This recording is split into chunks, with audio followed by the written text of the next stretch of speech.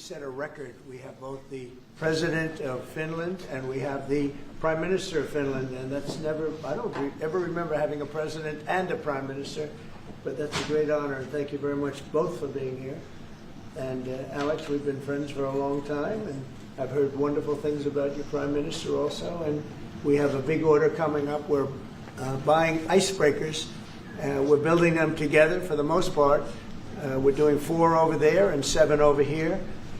And we negotiated a pretty tough price, I think. But I assume you're going to do very well. But what you're doing is you're going to be teaching us about the icebreaker business very, very strong. We only have one icebreaker in all of that millions and millions of acres. We only have one icebreaker. And other countries have more than we do. And we're buying the finest icebreakers in the world. And Finland's known for making them. They sort of have almost a monopoly on icebreakers, if you think about it. Nobody makes them like Finland. I've heard that for a long time. So we're going to have a total of 11, and it's been really an honor working on it. It was very important. We were making them, but we didn't make them right. By the time we finish, we're going to make them maybe better than you, but at least as well. But probably not better, but at least as well. So I appreciate both of you being here. It's an honor to have both of you. Really tremendous reputations, and it's a great country. Thank you very much. Alex? Thank you, Mr. President. I mean, I remember our first conversation just after you had been elected in November. The first thing you mentioned was icebreakers. We need them, and then we've been working on this issue ever since. And we're happy to announce that we're basically building 11 icebreakers together, 4 of them in Finland, in joint endeavors, and then 7 of them here. And I think the reason that we've landed in Finland is that 60% of the world's icebreakers are built in Finland. 80% are designed. We've been building them for over 100 years. And speaking of price and time, I think we're the country that can provide them half the price and half the time that others have it. And I think this is a huge strategic decision by the President as well, because we all know that the Arctic is important strategically, militarily, and in terms of the economy as well. And now we can work on this together.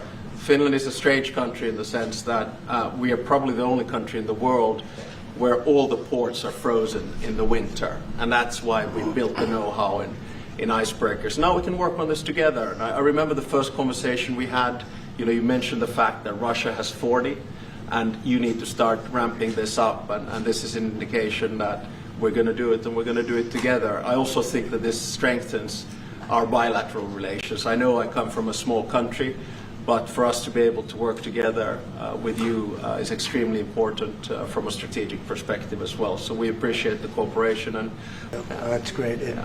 And actually, it's true.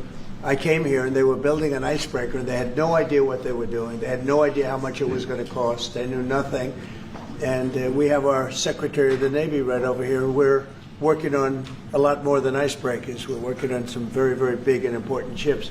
But they had no idea what they were doing. And I was with you, and I ended up meeting you and knowing you. And I heard about Finland and their icebreakers. And I said, do me a favor. Would you have your people take a look at what these people are doing? And it came out that, just as I thought, they had no idea what they were doing. And we got involved, and we ended up. We need these ships very badly because we have a lot of territory, more than anybody. And so I'm very honored to have this deal. And thank you very much. It's going to be great. It's going to be a great partnership, and it's a great honor to have you, Mr. Prime Minister. Would you like to say something, please? First, Mr. President, thank you very much. It's a great honor to be here today. And as a Prime Minister of Finland, I want to say that this deal it's very important to Finland and our economy, because our economy is suffering a lot because of Russian aggression in Ukraine. And this deal, it means investments, it means jobs, and jobs means hope. And that's why this is so important. And I want to thank your leadership on this deal and this issue. Thank you. So you've been affected very badly by the war going on, the ridiculous war going on, right? Yes, because we have to close the border with Russia. We have 1,300 kilometers common border with them, and affects the atmosphere in Finland, in investments, and that's why we need good news. Our people need hope. Right. So your border is closed. It's closed. And that's because you have so many Russians trying to get in? Yes, they started to push illegal migrants to our border. That's why we were forced to close it. And people also that don't want to go into the military, I guess, trying to come through. Yeah, some of them are escaping. Fortunately, on our side, we don't have that problem. In Finland, No, you have a great military. we have compulsory military service, and as I always say, we have 900,000 men and women who've done it, including myself and the Prime Minister. We have 200. And you've been fighting Russia for a long time. So how many years have you been indirectly fighting Russia? Well, put it From this that. way, we have managed our relationship since the 1300s with about 30 skirmishes, but it's been very peaceful at our border after World War II. 1300s. Yeah, but it's been peaceful at our border since the Winter War and the War of Continuation. But, I mean, a lot of it is because we actually have a very large military. It's the biggest in Europe together with Turkey, Ukraine and Poland. We have over 60 F-18s. We just bought 64 F-35s. We'll Yeah. roll out the first one in Texas in December. We have the biggest artillery in Europe together with Poland. And as I always say, we don't have it because we're worried about Stockholm. Well, you really have proportionately, I think, the largest military in the world, proportionately. It's quite big, yes, I have to admit. But, you know, we have it for defense purposes and also to build a deterrence. And it's worked. And I think that's one of the reasons that our relationship is so good as well. We have the Defense Cooperation Agreement with you. Right. We're new allies in NATO. Our defense expenditure is going north of 3%. We work very closely with you and the rest of our allies. And, you know, when you push the ceiling of defense expenditure in NATO to 5%, you can imagine that a country like Finland was quite pleased with that, because that means that all of the allies have to bring up their defense expenditure. And you basically increased our security just with that decision in The Hague.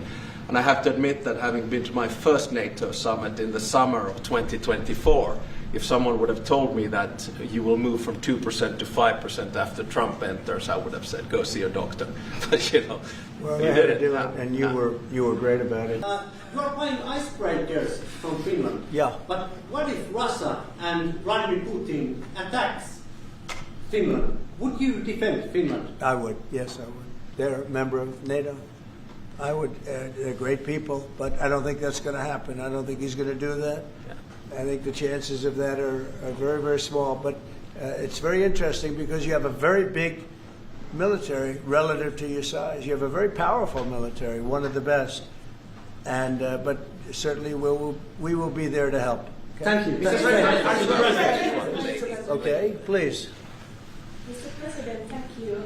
We have a bit order, as our president said.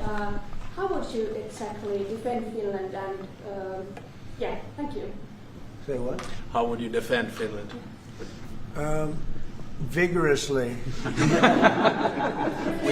I just add on that? We're very pleased with the fact that we have so much training going on with American soldiers right now. So they're getting experience from Arctic conditions, and we're integrating our militaries together, working not only through the DCA agreement, but other ways as well. We see that day to day in the work that we do, and it's working well. Okay? Yeah. President. Please. Yeah, thank you. How do Where are see you the- from? I'm from Finland too. Only Finns here. You have a lot of. Yeah, a lot of Finns. It's No? very impressive. So, Mr. President, I like them better than our reporters. So, how do you see the situation in the Arctic developing? Are there going to be any mutual plans for Finland and U.S.? Well, we will. I mean, we have a lot of relationships together. I mean, mostly buying our military equipment. They buy a lot of it.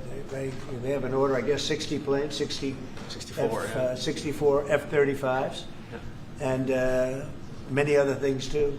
It's a big order. Big countries don't order that many planes. You know, it's 10 million. You have a lot of aircraft, a lot of great military. We make the best military equipment. They buy a lot from us, so it's very good. We're going to work together very closely with Finland and with NATO. We have a very good relationship. As you know, I requested that they pay 5%, not 2%, and most people thought that was not going to happen, and it happened virtually unanimously. We had one laggard. It was Spain. Spain. You have to call them and find why are they a laggard, and they're doing well too. You know, the funny thing, because of a lot of the things we've done, they're doing fine. They have no excuse not to do this, but that's all right. Maybe you should throw them out of NATO, frankly.